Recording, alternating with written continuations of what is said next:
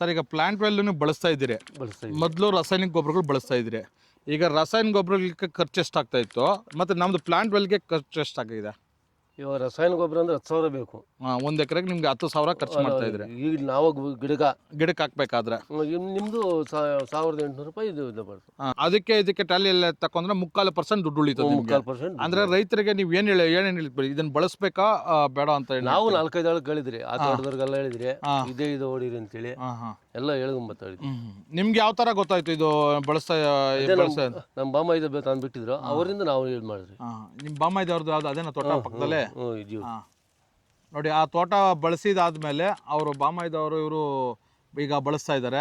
ದಯವಿಟ್ಟು ಒಬ್ಬರು ರೈತರಿಂದ ಇನ್ನೊಬ್ಬರು ರೈತರಿಗೆ ಶೇರ್ ಮಾಡಿ ಮತ್ತೆ ಹೆಲ್ಪ್ ಮಾಡಿ, ಯಾಕಂದ್ರೆ ಒಳ್ಳೇದನ್ನ. ಮತ್ತೆ ಇನ್ನೊಂದೇನಂದ್ರೆ ಇದು ಬಿಡೋದ್ರಿಂದ ನಿಮ್ಗೆ ಮಣ್ಣು ಯಾವ ತರ ತೇವಾಂಶ ಚೆನ್ನಾಗಿದ್ಯಾ? ತೇವಾಂಶ ಅಂದ್ರೆ ನಿಮ್ಗೆ ಯಾವುದೇ ರೀತಿ ಗಟ್ಟಿ ಆಗಲ್ಲ, ಮಣ್ಣು ತೇವಾಂಶ ಇಟ್ಕೊಳ್ತದೆ, ಮತ್ತೆ ಎರೆಹುಳು ಉತ್ಪತ್ತಿ ಬೇರೆ ಆಗ್ತದೆ ಇದರಲ್ಲಿ. ಓಕೆ ಸರ್, ಇದೇ ರೀತಿ ಬೆಳೆಸಿ. ಈ ಮೂಲಕ ನೀವು ಬೇರೆ ರೈತರಿಗೆ ಏನು ಹೇಳಕ್ಕೆ ಬಯಸ್ತೀರಾ ಸರ್ ನೀವು? ನಾವು ಸರ್ ನಮ್ಮ ಗಿಡ ಚೆಂದ ಐತೆ, ನೀವು ಬಂದು ನೋಡಿ, ಇಂಥತ್ತಾಗ ನಾವು ತಂದಿದ್ದೀರಿ, ನೀವು ಬಳಸಿ. ಸೊ ಪ್ಲಾಂಟ್ ಎಲ್ಲ ರೈತರು ಬಳಸಿ. ರಿಸಲ್ಟ್ ಬಂದರೆ ನೀವು ಇದು ಮಾಡಿ ಕಂಟಿನ್ಯೂ ಮಾಡಿ.